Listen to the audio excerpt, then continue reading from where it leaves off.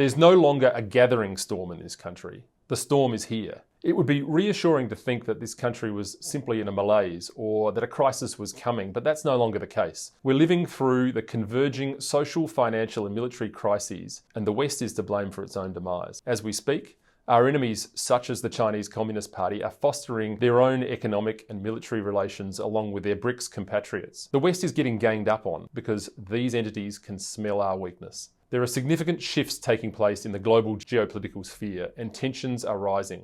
While our enemies are concerned with fostering their own cultures and a sense of national pride and strength, here in Australia, we're concerning ourselves with issues like the voice to Parliament and climate change. Sections of our community have become obsessed with policies that weaken and divide us. As an example, the voice to Parliament is yet another indulgence in the identity politics, critical race theory, social engineering agenda, which promotes victimhood. Victimhood leads to a sense of entitlement, meaning we're raising a generation of Australians to be entitled and therefore dependent. Just recently, our Prime Minister cried on camera about embedding a race-based bureaucracy in our constitution. Now, there are times when men can cry, but when you're a world leader crying on camera about something as meaningless and sentimental as the voice to Parliament isn't the best look, and it doesn't inspire much confidence from me. When was the last time you saw Premier Xi cry?